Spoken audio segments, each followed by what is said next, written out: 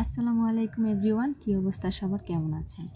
আশা করি সকলে ভালো আছেন। আলহামদুলিল্লাহ, আপনাদের দোয়ায় আমি এবং আমার ছেলে দুজনেই ভালো আছি। তো এখন বাবুকে ঘুম পাড়িয়ে আসলাম একটা ভিডিও শ্যুট করার জন্য। এই ভিডিওটা আপনাদের জন্য অনেকটাই জরুরি।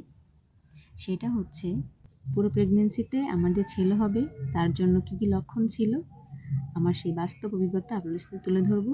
সেই জন্য আজকে ভিডিওটা শ্যুট করা। চলুন ভিডিওটা শুরু করি। তো ফার্স্ট অফ অল সবাই আপনারা জানেন, মাত্র 25 দিনে কিন্তু আমি এসিজি হরমোনের মাধ্যমে কনসিভ করি। মহান আল্লাহ তাআলার রহমত ছিল বিদায় আজকে আমি ছেলের মা হতে পেরেছি। আমার মর্নিং সিকনেস একদমই ছিল না। আমি সকালবেলা ঘুম থেকে উঠলে আলহামদুলিল্লাহ খুব ভালো চলছি, খাবারও খেয়েছি, কিন্তু বমি হতো, তা আবার রাতে। আমার সকাল থেকে দুপুর পর্যন্ত এর মধ্যে কোনো বমি টমি হতো না, সব কিছুই নর্মাল ছিল। আমার রাত্রে বমি হতো, তা আবার 10টার পরে। তো এক কথায় আমার সকালবেলা ওই খারাপ লাগাটা কাজ করেনি। দ্বিতীয়টা হচ্ছে, আমার পেটের বাম দিক থেকে ডান দিকে একটু ভার আমি ফিল করতাম, একটু ভারী ভারী হয়ে আছে। তারপরে পেটটা এমন সমান থাকতো না, পেটটা একটু ডান দিকে একটু বাঁকা থাকতো। পেটের কোন দিকে হালকা লাগতেছে, কোন দিকে ভারী লাগতেছে, এটা কিন্তু শুরুর দিকে দিয়ে বুঝবেন না।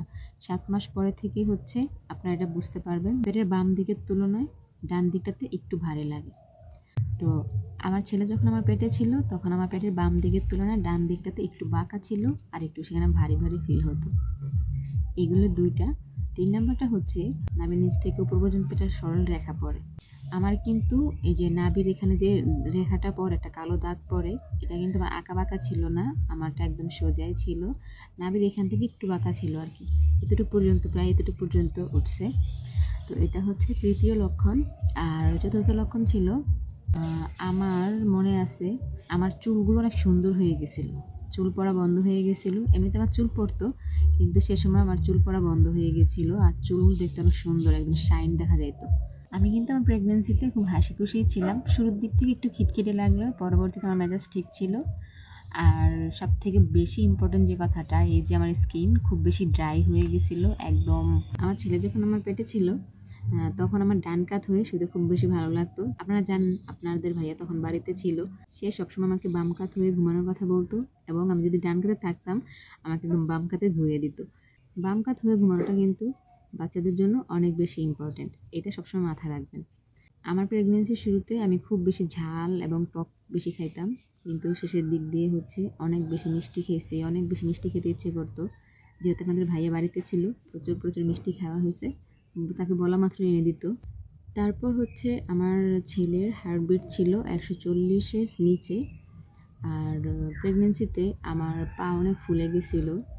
আমার পেটের আকারটা পেটের নাভির উপরে বেশি গোল ছিল না, নাভির নিচে একদম পেটটা গোল লাগতো। তো পুরো প্রেগনেন্সি জার্নিতে সবার মতো আমারও কষ্ট হয়েছে, কিছু আনন্দ ছিল, কিছু খারাপ লাগাও ছিল। ফাইনালি সব কিছুর বাদ দিয়ে আমি সফলভাবে মা হয়েছি এবং সুস্থভাবে দুনিয়াতে আমার ছেলেকে নর্মাল ডেলিভারির মাধ্যমে কিন্তু আনতে পেরেছি।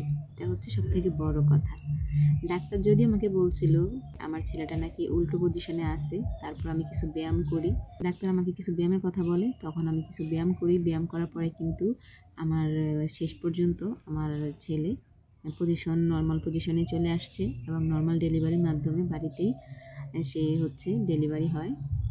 আলহামদুলিল্লাহ, এখন আমি একটা ছেলের মা। আমাদের সকলের দোয়ায়, আমি সকলের জন্য দোয়া করি যেন আল্লাহ সকলের কোলে একটা সুস্থ ও সুন্দর ছেলে বা একটা মেয়ে যেন আল্লাহ দান করে। সবাই মাতৃত্বের স্বাদ পাক, এটা আমার চাওয়া। কারণ এই সমাজে একটা মেয়ে যদি বাচ্চা না থাকে, সেখানে অনেক কথা শুনতে হয়, বিশেষ করে শ্বশুর বাড়িতে। বাবার বাড়িতে যে শুনতে হয় না তা কিন্তু না। তো এই ছিল আজকে আমার ছোট্ট ভিডিওটা আপনাদের সাথে শেয়ার করা। আশা করি আপনাদের ভালো লেগেছে, বাবারা উপকৃত হবেন। এই মুহূর্তে যারা কনসিভ করে আছেন তাদের হয়তো বা জানার অনেক আগ্রহ যে আপনাদের গর্ভে ছেলে সন্তান না মেয়ে সন্তান।